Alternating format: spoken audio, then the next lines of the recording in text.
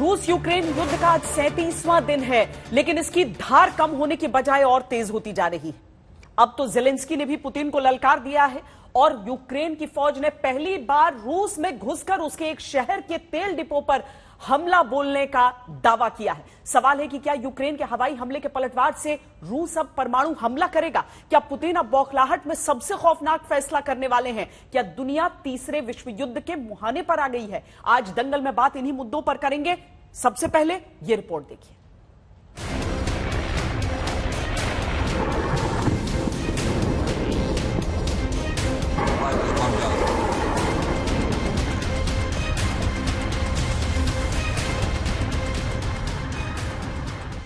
बेशक रूस ने यूक्रेन को तबाह कर दिया, लेकिन 37 दिन बाद भी यूक्रेन युद्ध में सीना तान कर खड़ा है और पुतिन की सेना बेचैनी और बदहवासी में दिख रही है। और तो और अब तो यूक्रेन ने भी रूस पर पलटवार किया है। खबर है कि बॉर्डर से महज 30 किलोमीटर दूर रूसी शहर बेलगोरोद पर यूक्रेन की ओर से हेलीकॉप्टर हमला किया गया है। इस शहर के गवर्नर ने बताया कि तेल डिपो पर यूक्रेन के हेलीकॉप्टरों ने गोले दागे। रूसी मीडिया की ओर से इस हमले की वीडियो और फोटोज भी जारी किए गए।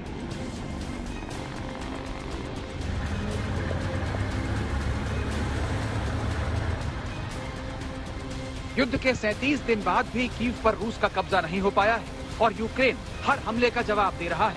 रूस के लिए मुश्किलें बड़ी हो रही हैं, क्योंकि खबर ये आ रही है कि रूस की सेना और पुतिन के बीच जंग खिंचने से खाई चौड़ी हो रही है। रूस की सेना पुतिन को अंधेरे में रख रही है और उन्हें जमीनी हकीकत की जानकारी नहीं दे रही।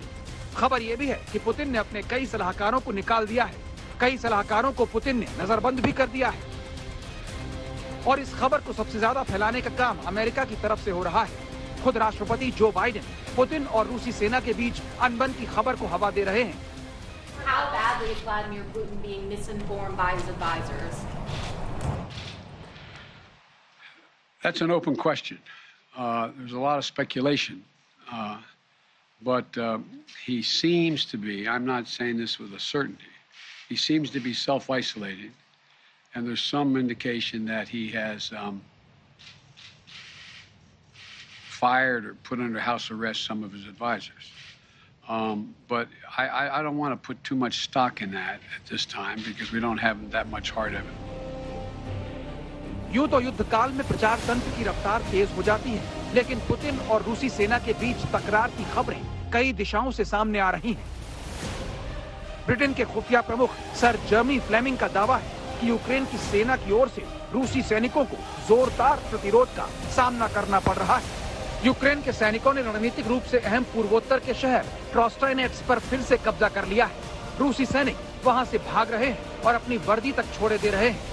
पुतिन के जनरल इस भारी नुकसान को छिपाने में लगे हुए हैं। ब्रिटिश जासूसों ने कई ऐसे फोन कॉल और मैसेज ट्रैक किए हैं जिसमें विद्रोह का भी जिक्र किया जा रहा है और इसलिए बाइडेन बार-बार कह रहे हैं कि सेना पुतिन को गुमराह कर रही है। There is also evidence that he is beefing up his troops down in the Donbass area. Depending on your view of Putin, I'm a little skeptical. It's an open question whether he's actually pulling back and going to say, I'm just going to focus on the Donbass and I'm not worried about the rest of the country.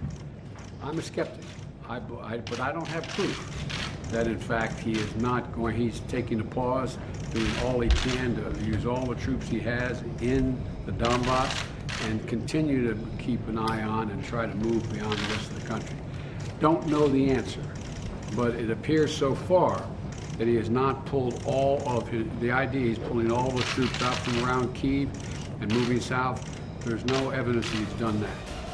इन दावों की हकीकत का पता नहीं, लेकिन एक सच तो पूरी दुनिया के सामने है कि रूस अभी तक यूक्रेन के इरादों को ध्वस्त नहीं कर पाया है। कीव से गौरव सावंत, राजेश पवार और डॉनबास से गीता मोहन के साथ आज तक ब्यूरो।